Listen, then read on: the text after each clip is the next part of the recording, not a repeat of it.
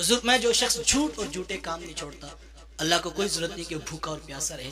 یہ روزے کا مقصد نہیں ہے بھوک اور پیاس کاٹنا. بھوک اور پیاس کے بعد وہ جو نتیجہ ہم نے اس کے اوپر غور کرنا. دیکھیں آپ کوئی بھی کام کرتے ہیں تو اس کا محاسبہ کرتے ہیں. ایک چھوٹی سی ریڑھی لگانے والا بھی ہم نے دیکھا ہے، وہ صبح اٹھ کے جو ہے فجر سے پہلے منڈی میں پہنچ جاتا ہے، وہاں پر جا کے کام کاج کرتا ہے اور فروٹ خریدتا ہے، لا کر ریڑھی پہ رکھ کر جو ہے وہ کڑکتی دھوپ میں سارا دن بیچتا ہے. تو بعض اوقات ہم روڈ سے گزرتے ہوئے دیکھتے ہیں کہ شام کے وقت وہ پھل کی ریڑھی لگانے والا بھی جو پیسے گن رہا ہوتا ہے. یار وہ گھر جا کے بھی گن سکتا ہے، لیکن یہاں پر کیوں گن رہا ہے کہ وہ جو صبح 4 بجے اٹھا تھا، منڈی گیا تھا، کڑکتی دھوپ میں سارا دن کھڑا ہوں، گلا جو ہے وہ میرا خراب ہو گیا آوازیں لگا لگا کر. اب میں ذرا دیکھ تو لوں کہ جو سارے دن کی محنت ہے اس سے نتیجہ بھی مجھے ملا کہ نہیں ملا. اب صبح جانے سے پہلے وہ یہ محاسبہ کر رہا ہے کہ مجھے وہ نتیجہ ملا کہ نہیں ملا، کوئی پروفٹ ہوا کہ نہیں ہوا. ہر کاروبار کے اندر انسان اس بات کا محاسبہ کرتا ہے. آج دوسرا روزہ مکمل ہونے کو جا رہا ہے. میں اور آپ ذرا ایک لمحے کے لیے آج جب بستر پر لیٹے تو میں اور آپ محاسبہ کریں کہ وہ جو نتیجہ تقوی کی صورت میں ہم نے حاصل کرنا تو وہ بھی حاصل ہوا کہ نہیں ہوا. یہ ایسا تو نہیں ہے کہ ہم نے صبح سحر کی اور سحری کرنے کے بعد ہم نے اے سی آن کیا اور ہم جو ہے وہ بستر پر لیٹ کے 3 بجے تک خوب نیند ہم نے پوری کی اور ہم اٹھے تو ہم نے کہا بھی تو 4 گھنٹے باقی ہیں، چلو ذرا ایک ٹیلی ویژن پر جو ہے وہ ہم مووی دیکھ لیتے ہیں، 3 گھنٹے اس طرح گزار لیں گے.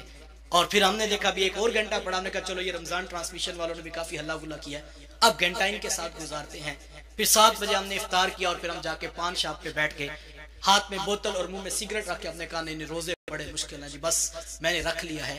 نہ فجر پڑی، نہ ظہر پڑی، نہ عصر پڑی، نہ نفس کا محاسبہ ہوا، نہ آنکھوں کی طہارت ہوئی، نہ کانوں کو جو ہے وہ فحش کلام سے بچا سکے.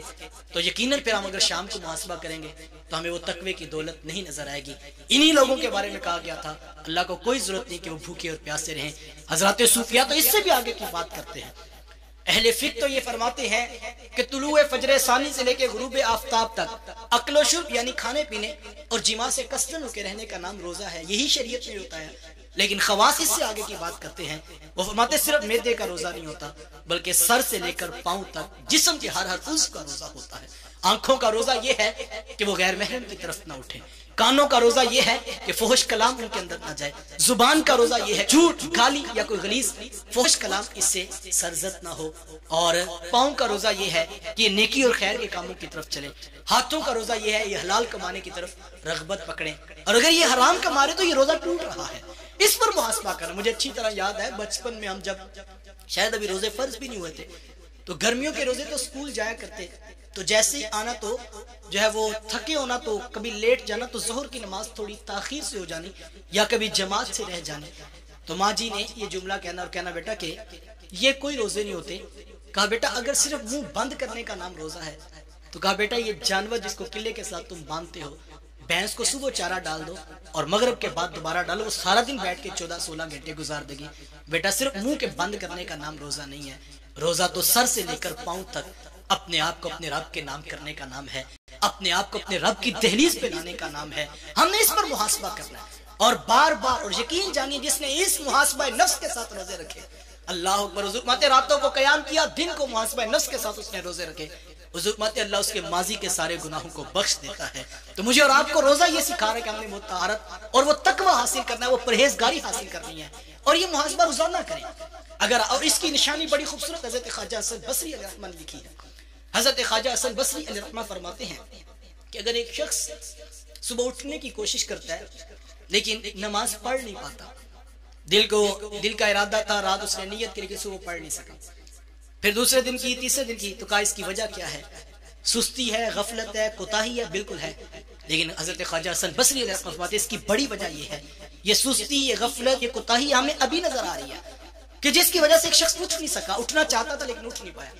لیکن حضرت خواجہ حسن بصری علیہ الرحمہ چونکہ تصوف کے بہت بڑے شیخ ہیں تو وہ فرماتے ہیں کہ اس کی وجہ یہ ہے اس نے زندگی میں گناہ اتنے کر لیے ہیں کہ گناہوں کی نحوست کی وجہ سے اب اس سے نیکی کی توفیق چھین لی گئی. تو میں اور آپ دیکھیں، ہم روزانہ کی بیس پر محاسبہ کریں، ڈے بائی ڈے اپنے روزوں کی ساتھ ہم دیکھیں کیا ہماری نیکی بڑھ رہی ہے، کیا ہمارے گناہ کم ہو رہے ہیں.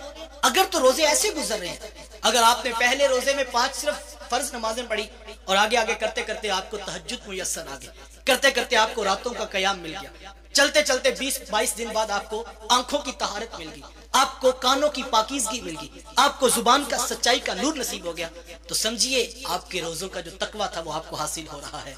और अगर ऐसा नहीं, और इसका मुहासबा दी फाइनल मैं और आप चांद रात वाले दिन मुहासबा कर सकते हैं, ईद वाले दिन हम मुहासबा कर सकते हैं। 30 दिन में सिर्फ भूख प्यास काटी है, या वो जो कुरान ने कहा था वो भी हमें हासिल हुआ।